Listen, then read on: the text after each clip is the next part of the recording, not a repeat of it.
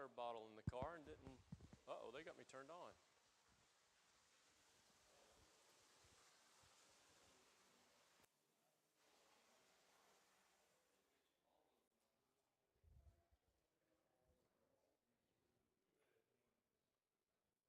I warmed it up.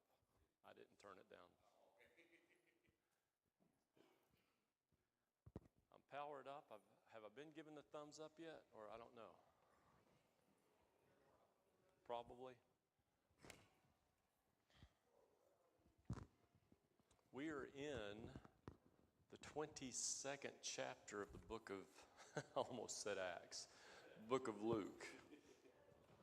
I don't know how I've done it. We've got one more week. I counted before the class started several times to see if I could get all 26 chapters. And here we are. We're going to run short. So I'll try to double up a little bit and go through quickly. Question. Did you say Luke 22 or you mean Luke 21? For those of you who don't know, Richard likes to be a thorn in my flesh. It is Luke 21. I had my Bible open to 22, Richard. Let's pray for Ann right now. Yeah, just pray for everybody that has to deal with Richard on a regular basis. No. I would have figured it out in a moment where we are. Luke 21.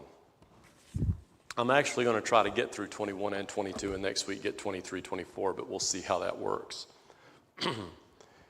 He looked up and saw the rich putting their gifts into the treasury, and he saw also a certain poor widow putting in 2 mites. He said, "Truly I say to you that this poor widow has put in more than all.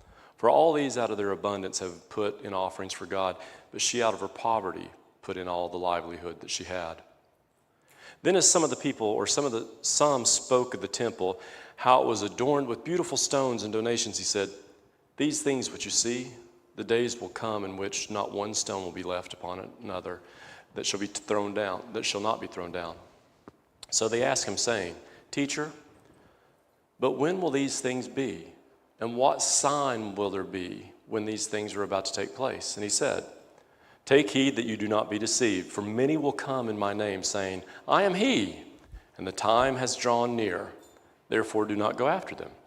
But when you hear of wars and commotions, do not be terrified, for these things must come to pass first. But the end will not come immediately." Then he said to them, "Nation will rise against nation and kingdom against kingdom, and there will be great earthquakes in various places, and famines and pestilence, and there will be fearful signs and great signs from heaven.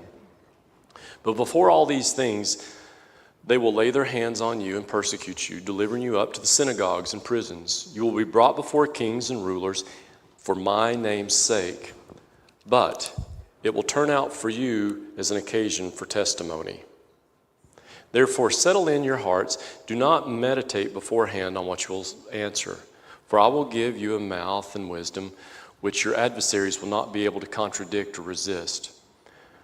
When you will be betrayed even by parents and brothers, relatives, friends, and they will put some of you to death. And you will be hated by all for my name's sake.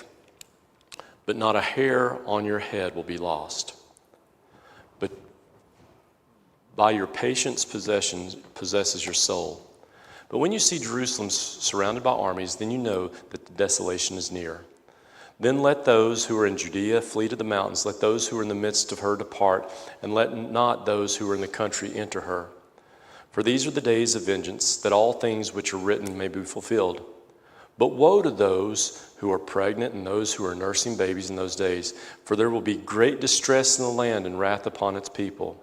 And they will fall by the edge of the sword and be led away captive in all the nations. And Jerusalem will be trampled by Gentiles until the time of the Gentiles are fulfilled. And there will be signs in the sun and the moon and the stars and on the earth, distress of nations with perplexity, the sea and the waves roaring, men's hearts failing them from fear and the expectation of those things which are coming upon the earth. For the powers of the heavens will be shaken. Then they will see the Son of Man coming in a cloud with power and glory. Now when these things begin to happen, look up and lift your eyes and your heads, because your redemption draws near. Then he spoke to them a parable.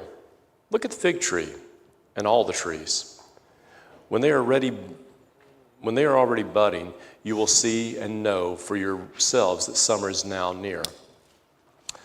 So you also, when you see these things happen, know that the kingdom of God is near. Assuredly, I say to you, this generation will by no means pass away until all things take place. Heaven and earth will pass away, but my words will by no means pass away. But take heed to yourselves, lest your hearts be weighed down with carousing, drunkenness, cares of life, and that day come on you unexpectedly. For it will come as a snare on those who dwell on the face of the whole earth. Watch therefore and pray always that you may be counted worthy to escape all these things that will come to pass and to stand before the Son of Man. And in the daytime he was teaching in the temple, but at night he went out and stayed in the mount called Olivet. Then early in the morning all people came to him in the temple to hear him. Let's pause right there. As we draw near on the book of Luke, you know what happens in chapter 22 is a plot to kill Jesus and overcome. He's going to be taken before the rulers to be beaten, to be flogged. And I want you to notice that it seems like, let me ask you a question. Does Jesus know what's getting ready to happen to him? Okay, I've got one I see, and of course I see a head or two shaking. What's getting ready to happen? John? I think this is obviously speaking about the destruction of Jerusalem. I think we know it of 87. Okay, John's referring to later in this chapter 21. It is talking about the destruction of Jerusalem. But what I'm trying to get you to think of right now is what would Jesus' mental state be? John. He's sort of closing out. He's starting to think about, well, my time is limited. What can I tell these disciples? What can I tell the people? What can I tell the establishment that they need to hear and truly respond to the leader? Well, and what you're saying makes me think of an old grandfather or something like that. When he knows he's drawn in, he might gather his children to him to start giving them and sharing the wisdom.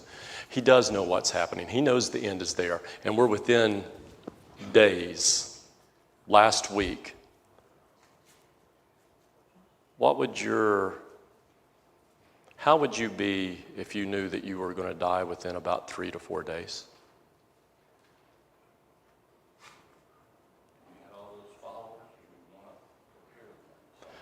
Okay, you all aren't reading my mind right now. Let me try. I'd try to do everything I could to make that not happen. I would be afraid of the unknown. He's reading my mind. Listen to him for a No, I'm minute. not doing that. I would be afraid of the unknown. I would look back over my life and try to continue that with every fiber of my being. And that's not what Jesus did. I would be sick to my stomach. I would be anxious. I would be falling apart. I would want my life not to end. I would be doing anything possible because not only is he going to just die, he's going to be beaten. He's going to be put on a cross and humiliated. And he's business as usual.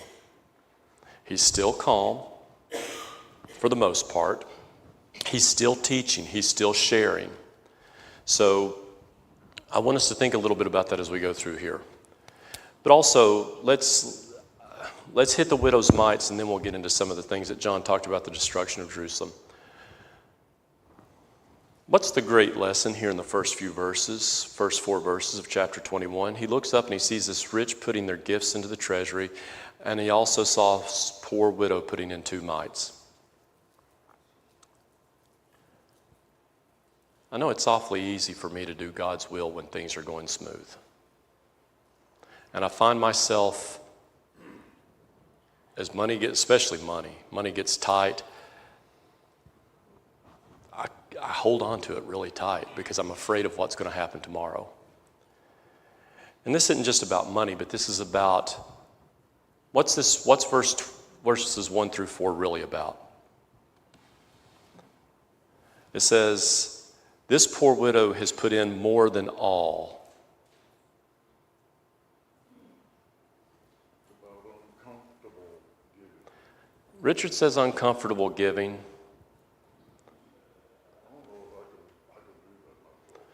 Okay, you say you don't know if you can do that. She trusts God. It's not that she's just thinking about putting herself and making herself uncomfortable, or that we think, oh, well, when I give so much that it hurts, and then Harold will talk about, well, give so much that it feels good. We don't necessarily know that she's even worried about the amount. It's a confidence in God. It's a trust in God. Why do you and I hold on to things? We want to be in control, and also we don't believe that it's going to ever be returned. Once I give it away, it's gone. She's not worried about that. Call it faithful giving. She's giving faithfully. So our giving isn't it's not a dollar figure concept, but it's about trusting in the God who's able to give and receive in return. Don? He's also pointing out a person that the rest of them probably didn't even see. They're watching the rich put their money in. We do tend to, okay, let's take, I don't want to take up too much time, but what does the rich give? How much do we get wrapped up in our world with whether news or social media or what all the wealthy and what we see things that are posted, and we don't know the truth. We don't know what's going on. We're paying attention to the wrong things. This woman did not give, did not do anything to be noticed. She was just going about her life. So it says something about her heart, that we're not to be doing things to be seen or noticed, that just to trust, just to walk faithfully with God. Any other thoughts real quick?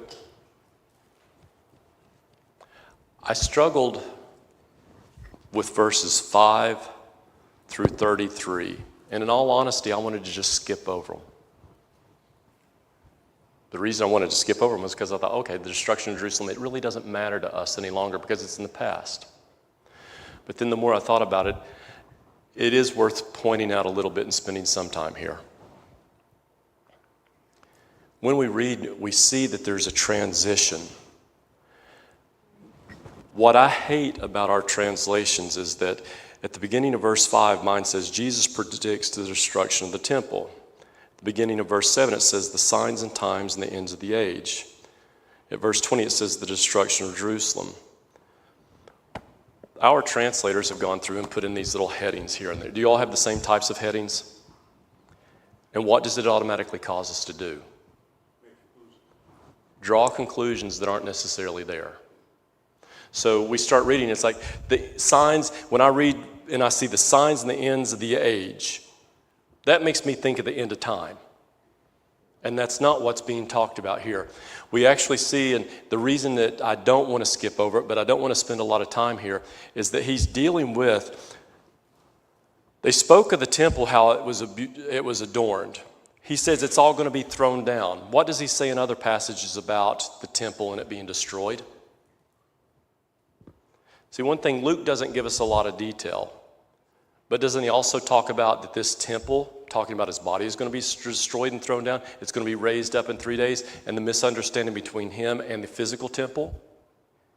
So again, these things which you see, the days will come in which not one stone will be left upon another. Okay, the temple is going to be destroyed. But so they were also asking, verse 7, teacher, what will the signs of these things be? You know, in the Corinthian letter, I think it's chapter 1, talks about the Greeks seeking wisdom or the Greeks seeking signs. We always want to know things, don't we? Should we? Should we always be looking and seeking a sign? It takes away trust. But when we how many times have you said, I just wish God would tell me?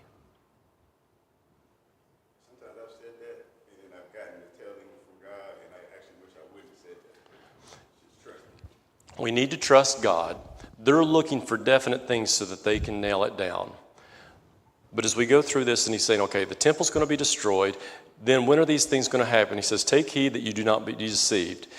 As he goes down through here, there's going to be these wars. There's going to be all this stuff going on. Verse 10, nation rise against nation. There will be great earthquakes, great pestilence, all this. But before all these things, they will lay their hands on you. See, when we go back and we start reading the ends of these ages, we start thinking the end of time.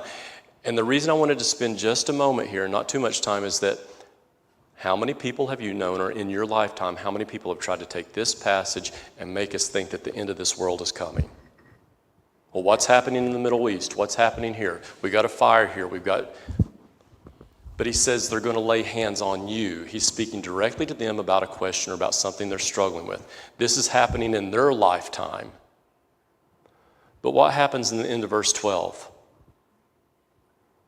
You will be brought before kings and rulers. Why? For my name's sake, in verse 13, it will turn out for you as an occasion for testimony. Now, even though he's talking to them, verse 13 jumps out at me. It jumps out at me because they're wanting to know about things. We want signs. We want to see things happen because it makes us feel more comfortable. It makes us feel in control. It makes us feel at ease. But when things happen, whether these things for the disciples or things happen for us today, I think verse 13 is a very important passage. Things happen, and it is occasion for our testimony. Brandon. There's so much ownership in verse, so little ownership for us over our own lives in that verse. It's like, I want to have signs so I can be in control. That's really what I want. Signs so I can be prepared, so I can do whatever I need to do, so at the last time, I'm good to go. But truly, what this verse is telling me at least is that what it's designed for is us to trust God and have the opportunity so we can be the vessel. And we can use, God can use us, not him. If that makes sense. Things are happening so that I can demonstrate God, so I can be a vessel, like you said. Therefore, settle in your hearts, verse 14. What are some other translations saying in verse 14? Therefore, settle it. Settle it. What does it mean to settle something? Make peace with it. Prepare it. Make up your mind. Make up your mind. When something's settled, it's over with. It's done. Make up your mind not to prepare beforehand to defend yourself. Make up your mind not to prepare beforehand to defend yourself. When we settle something, what did I say about Jesus' emotional state, or what our emotional state would have been if we knew we were going to die in a day or two? It would have been unsettled. Very unsettled. And he's telling these guys, I don't care what happens, I don't know. Settle it in your mind. Make it done. Now let's take that to thinking about whether it's the destruction of Jerusalem or the end of this age. Make it done. Settle in your minds where you stand. Are you with God or are you against God? Have you obeyed God? Are you walking in God? If it's settled, it doesn't matter what garbage is happening in the world. Kind of like verse 10 through 12 there, trying to tell you that things are going to go on like they always have. There've always been nations rising against nations. There's always been earthquakes and pestilence and all that. Things are going to go on, but nothing's changing there. Nothing's changed. What happens if something in your mind is not settled? Chaos. You're anxious and you give it more time than it deserves. When you're anxious about things, it distracts you from really what the important things are happening are. And we're told many times in Scripture, don't worry about, don't be anxious, don't. Confidence, trust in God. It doesn't matter what happens, He's got it under control. So we go on down, again in verse 17, 18. And you will be hated for my name's sake. This is about our relationship with God. Verse 20 and following does talk about Jerusalem being surrounded by. It is about the destruction of Jerusalem. But yet in 25, and there are signs in the moon and all the stars and the earth, the distressed nation, the perplexity of the sea and the waves roaring. Men's hearts, what? Verse 26? What's verse 26 says? Men's hearts failing them from fear. What is that? But anxiety and all that. If we're settled about things, our hearts are good. They're not going to be failing us. We're going to have confidence. I don't know if this is the appropriate comment at this time or not.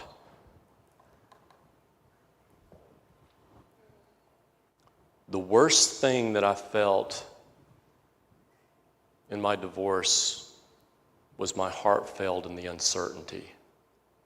Because my life had gone for so many years just very comfortable. Bills were paid, the house was in order, relationship, the kids, the family was there. And then all of a sudden something was ripped out of that, and I just fell apart because I didn't have that certainty any longer. Put that back with God. If we're certain with who God is, certain with our relationship with God, certain with our being able to be with Him for eternity, then the waves and the hills and the valleys and all of the things in this world don't hurt near as much. Well, as a matter of fact, they shouldn't rock us at all because we have something certain to hold on to. It's the uncertainty of life that scares us to death. And here he's talking about settle it. He's talking about if you allow yourself to be so anxious and be concerned about these things, your heart's going to fail from fear and expectation of those things which are coming on the earth. We don't need to be living our lives in fear of what's happening. We don't need to be living our lives in fear of when Christ may come or not come. Because if we do, we may miss the opportunity to give the testimony. But we need to just be prepared and have it settled in advance. Verse 34. Take heed to yourselves, lest your hearts be weighed down with carousing, drunkenness, cares of this life, that the day come on you unexpectedly. For it will come as a snare to those who dwell on the face of the whole earth. Take heed to yourselves. What does that phrase mean or say? Pay attention to yourself. Okay, look inwardly, be aware, be sober-minded, think clearly. So that your hearts aren't weighed down. When I read that, I think of the writer that says, Paul, when he talks about laying aside every weight that ensnares you.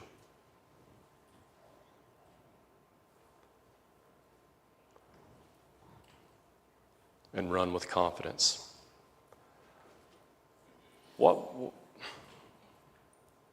Lay aside every weight that ensnares you. Think of an athlete, or think not just an athlete. What ensnares you, or what weight? I'm having a hard time thinking. Maybe it's I'm tired from the trip or what, but I think everybody has different that weighs them down. things that weigh you down. Weighing me down might be different than what weighs them down. What does weigh you down? I'm not trying to offend anybody, but I really ask the question, be honest. Because one of the points made in the class, Jared Spivey, one of our young men, taught the class at Metropolitan Church, and it was, husbands love your wives as Christ loved the church, and wives be in submission. And we're really good about quoting passages. We're really easy going to the scripture and saying, okay, this is what it says. But I want you to ask, what weighs you down? Because I can stand up here every day and say, take heed, look at yourselves, and don't let your hearts be weighed down. But until you take it a step deeper, because Lee can stand up here and preach those things too, But we have we're in the church, yeah, we got truth. We're really good about preaching and teaching. But are we really good about going,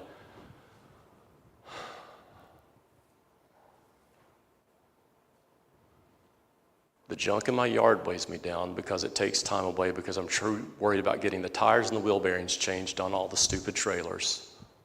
Or the extra batteries on the boat went dead. Or I'm too bogged down because I've got 4 children and one of them's got to be at volleyball, one of them's going to be at wrestling, and the other one I'm taking to lacrosse. Or I got a vacation coming up and it's going to cost me this much money and I got to do this, that, and the other. Or my job's, what's weighing you down? Worldly distractions. Worldly distraction, but still, you hear what I'm saying. That's really easy to say. But until you look at yourself and make the junk in my garage is weighing me down, I need to get a dumpster and throw some of it away. Because I'm hindered in my walk with God until I'm able to truly look at myself and to see what it is that's weighing me down. Now for these people, he says carousing. Well, I don't carouse, so this doesn't apply to me. Drunkenness, I don't drink, it don't apply to me. But the cares of this life hits me that the day of you come on unexpected. We can get so bogged down with the cares of this world that we miss walking with God. Brandon, I think you had your hand up just a second ago. I like the examples you use, but I think many times I've read this scripture and others like it and thought that the weight, you're talking about the weight must be sin, but it can, like you pointed out, very easily be just the troubles of life, like everyday, whatever, the kids gotta be here, there, and wherever else, or bills that have to get paid, things that I wanna, figure out, and I'm literally weighed down with it. And I appreciate the way you just started that and said it. That's what I meant, but I didn't say it in those words. Everything that separates me from God is not just a sin. There are some good things that are beneficial to me on some regards that can come between me and God. I deal a lot with people like trying to divest themselves of things. I see people like later in life, like things that would have been, worldly things even that were positive in a sense for them to get rid of. And now I'm kind of understanding why, like, okay, somebody can say, I like boating, but I'm kind of dealing with this boat is separating me, I want to go fishing on Sunday morning, I know I need to be in the church house, so I need to get rid of this, And whatever it is separating us from Christ. Be real careful, buddy. I own a boat, and I don't want to get rid of it yet. I'll be honest with you, in COVID, I liked it when we didn't have Sunday evening services because Sunday afternoon was my playtime. And I'm still tempted a lot of times on Sunday night not to be here because it's my playtime. And I have to change my mind. Is it weighing me down? Paul talks about running a race. I used to run in high school. I don't go run a race in my Levi's. I put on a pair of shorts. I might put on a lighter t-shirt. I'm not going to have these weights dragging me down. Richard? Look at this chapter maybe from another angle. We could look at it from another angle. Well, I'm talking about, if we put ourselves in the history that this chapter is written in, we're addressing a lot of things that we today are bogged down in. But Okay. the Lord, he's in his last week of his life here, okay? And him knowing, being all powerful and everything, he knows all about this destruction of Jerusalem, which is going to physically happen within about 30, 35 years from the time he's speaking, okay? He knows stuff like there's going to be Christian martyrs, and all this other stuff. And I think that's one of the reasons he's trying to encourage these brethren. He knows right then that all the apostles are going to be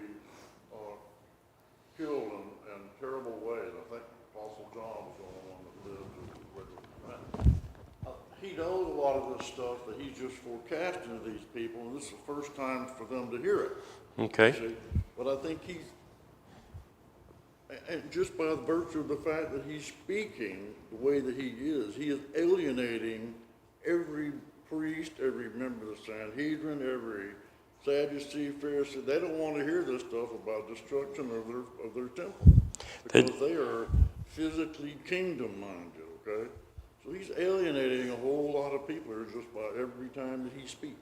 He alienates people every time he speaks, and he's also talking to his disciples, and the same lesson to them. They could get bogged down with looking for signs. Signs don't matter to disciples. Do what I'm asking you to do. Follow me. Have your faith in me. Don't get tied down. Faith is easy, Paul. He's never said it's easy. He also is talking about don't sit and worry about these little things to happen. Just make sure you're prepared. And also, when it does happen, you're there for me. You're there so that you can testify of me. You're there for my name's sake. That's a lesson for all of us. He's also saying, don't sit around and try to prepare yourself for this, what you're going to say and everything. You just open your mouth. I'm going to give you what you need to say. Yeah. All throughout history with Aaron and Moses, with he's pointed out, I'm going to be your mouthpiece. No, we don't have that same indwelling like they did, but if we're a people of his word, we put our faith in him, I guarantee that you'll be saying the right things when you're not getting bogged down with all the worldly stuff. You know, it's like, be ready to give it a defense. When somebody talks to us about our faith, you know, there's a friend of mine that I want to talk to and just share with your faith. And at first that hit me. I thought, wow, that's a deep question. How do you walk up to somebody and say, tell me about your faith? A lot of the world, that may blow their mind. But tell me about your faith. We're going to start off and say, well, I believe that Jesus is God's son. I believe that he became the sacrifice for all mankind. We're not going to go super deep theology, but we're going to start off that basics. And if we're brought into courts, if we're brought to testimony, even when Christ, we see in the next chapter, are you the king? He doesn't get defensive. He doesn't start blowing them away. He doesn't go back to the Old Testament and start laying it out. He says, if I told you, you wouldn't believe me anyway. He is very conversational. He is very confident in what he is. And I think that's a lot of our faith and our confidence in him. We need to become very conversational. Too many times I've told you and shared with you in classes that I wanted to convert people to the church structure, 9 a.m., 10 a.m., through 2 songs of prayer, a song, a Lord's Supper, a song. Now, am I saying those things are wrong? No. Do I want to change those and make them different? No. But that's not who I'm converting people to. I'm converting them to a Messiah who, when he was sitting there with a guy in the next chapter, he says, there's somebody sitting at this table that's getting ready to betray me. And the disciples are sitting around going, is it me? Who is it? And he doesn't rip Judas apart and say, this is the idiot. He just lets it go. And then when Judas even comes up to him, and again, we're not going to get to the chapter, but even when Judas comes up to him the next night, are you going to betray me with a kiss? Do you think Jesus didn't know that in advance? Or do you think when he said that, it was to get something in Judas to go, what have I just done? Jesus knew exactly what was going to happen. That was for Judas. It will turn out for an occasion for testimony. We go through things in life, and it allows us to either show that we are of God or we are of this world. Richard, yes, I believe we can look at it from many different directions, but the text itself, they didn't need to get bogged down trying to pinpoint the day. Live for me, and the day will happen when the day happens. And as long as you're doing what I've asked you to do, it's going to be fine.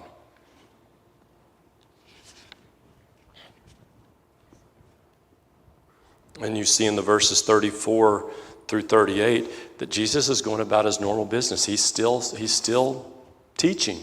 He's in the daytime going to the temple, and in the evening he's going out to Mount Olivet, and he's spending time praying to his Father.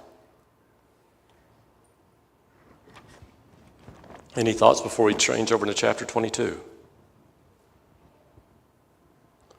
Now the feast of unleavened bread drew near, which is called the Passover, and the chief priests and the scribes sought how they might to kill him, for they feared the people. Then Satan entered Judas, surnamed Iscariot, who was among the 12. So he went his way and conferred with the priests, chief priests, and the captains, how they might betray him to them. And they were glad and agreed to give him money. So he promised and sought opportunity to betray him to them in the absence of the multitude. Then came the day of unleavened bread, when the Passover must be killed. And he sent Peter and John, saying, Go and prepare the Passover for us that we may eat. So they said to him, Where do you want us to go to prepare? And he said to them, Behold, when you enter the city, a man carrying a pitcher of water, follow him into the house which he enters. Then you shall say to the master of the house, The teacher says to you, Where's the guest room where I may eat the Passover with my disciples? Then he will show you a large furnished upper room. There make ready. So they went and found it just as he said to them, and they prepared the Passover.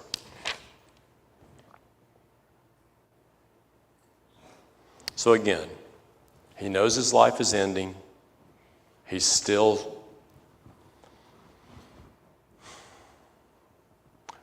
what?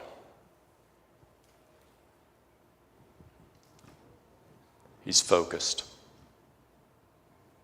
He knows what his task is. He's not getting distracted. Again, he's showing exactly. But I wanted to look at they were seeking a way to kill him. Later on in the chapter, we're going to see that he makes the point to him, you come at night, you come with clubs, you come with swords, you come like I'm some kind of a robber. They had every opportunity to seize Jesus anytime they wanted. He wasn't hiding. He wasn't trying to be elusive. But why would they not kill him? They were afraid because they knew good and well that the people were behind Jesus. The people believed that Jesus was a prophet. They believed that he was the Son of God. But yet, so why are they wanting to kill him?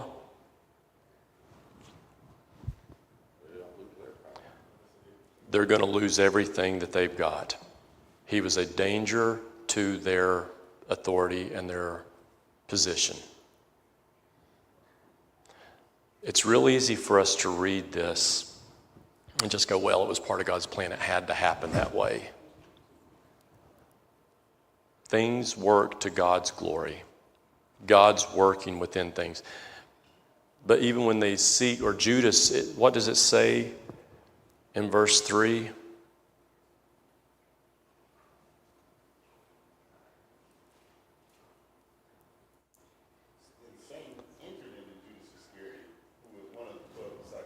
Satan enters him. So we can't just write this all off as it just had to be in God's miraculously doing things and forcing things to happen. We've still got man's free will. And then again, we get tangled up with, well, Satan controlled Judas. It's just the same thing as God hardening Pharaoh's heart in the Exodus.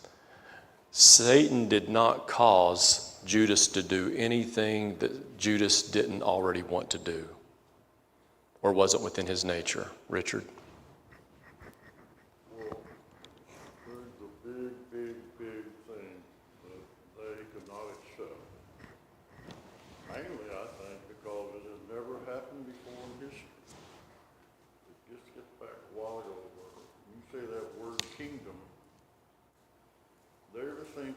physical kingdom. They've always made, and to this day, the Jewish nation is still awaiting the Messiah.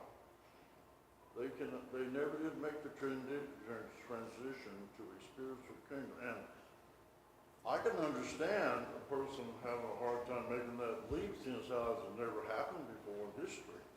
You know what I'm saying? So, I was just thinking about all this destruction of Jerusalem and all that stuff. That had to have gotten them right in between the old ribs, as it were, because they had to realize that the physical kingdom was never going to be arising from ashes. You know what I'm saying? So, but they still wouldn't accept it. So it's easy to believe error when it's been taught to your people for 400 and 500 years. I appreciate you bringing out that point. And for those of you that couldn't hear Richard, he was talking about them still being hung up on a physical kingdom versus a spiritual kingdom. Your last statement, it's easy to believe error when you've been taught that way for 400 or 500 years. They never did understand a spiritual kingdom. But were they taught that it had to be a physical kingdom? No, I don't think they were taught that. They made assumptions. Or even if they were taught, what's the problem with that argument? A couple problems with it. I mean, I couldn't see gathering that from the law, from the Old Testament. There's, several things in the Old Testament that point towards the kingdom coming. For what Brandon's saying, even within the Old Testament, they still had several things there. They didn't have several things. They had 39 books. They had scrolls. So even though they may have been taught something, they had it right in front of them. Yeah. Now let's apply that to us.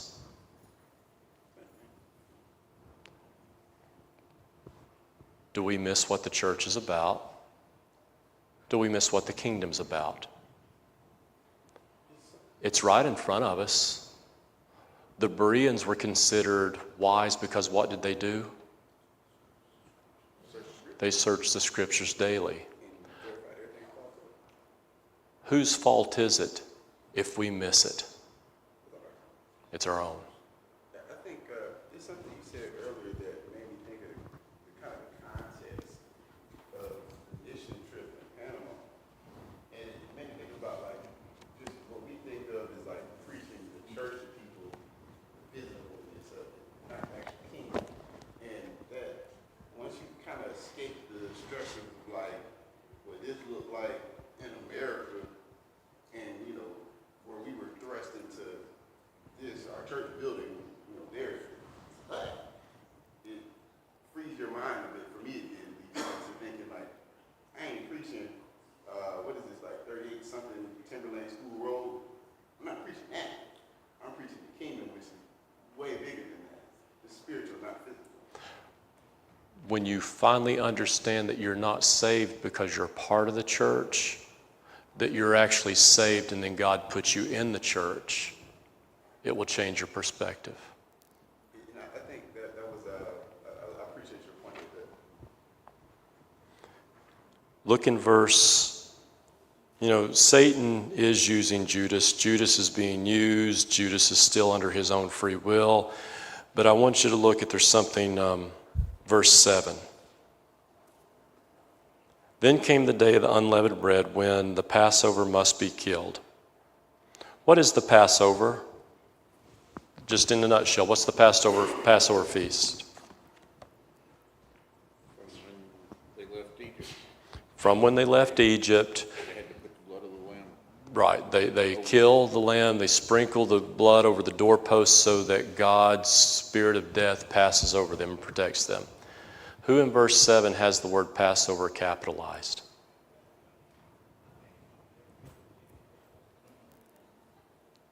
This isn't about the Passover of Egypt any longer, is it? Or it's something greater than it. It's still tied into it, but Christ being the Passover. In just the King James Version, it's not capitalized. In every other version, it is. The New King James, it's capitalized. Gary said in the regular King James, it's not. But I want you to think about this now. NIV is not. Christ's blood being sprinkled on you and God's death spirit passing over you. That's the whole point. That's exactly right. The blood of Christ is on me now. I've been connected with Christ through baptism. No longer I that live, but Christ living in me. I've been crucified with sin, or I've been crucified with Christ. The whole concept of the death, burial, and resurrection, the concept of baptism, what the gospel is, of the symbolism. You cannot search Scripture with an open mind and miss the power of the death, burial, and resurrection, the power of baptism, the power of being united with Christ and being clothed in Christ, that Christ is raised on the third day, that you're raised from water. He was raised on the third day to sit with God at his right hand, that you and I are raised so that we can sit with God for eternity. Amen. John? Right, and the power behind that is the power of the Holy Spirit. Holy Spirit, which resurrected Jesus from the dead. We receive that gift. There is so much going on here that what it meant to them. Guys, I'm glad I didn't live then. The reason I'm glad I didn't live then is like when we sit through the Revelation class and Lee just blows my mind. I'm dense. I wouldn't have gotten it. I would have missed it all. I would have probably been there to crucify him. I'm grateful I'm 2,000 years later and can see the big picture. Did even the prophets really truly understand what they were?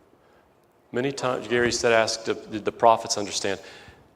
Sometimes we don't understand prophecy until the Apostle Paul or Peter says, this is what it meant on the day of Pentecost when Peter quotes and says, this is what Joel meant. Didn't it say David longed to understand or something to that effect? Like prophesying things himself, he longed to understand. I can't answer yes or no, but that doesn't. One of the prophets speaks of strategically about that. But even the disciples themselves didn't understand it, and he's given them bits and pieces that this is going to happen, this is going to happen. Don't get bogged down. Don't look for the signs. Don't look for all of this stuff. We don't need to be stupid. We don't need to be ignorant, but our faith and our trust and our confidence needs to be in God. And just because something doesn't look like we think it should look like doesn't mean that it's wrong. I am out of time, and I appreciate your patience. Take the next few minutes, and I hope to prepare your minds for our worship.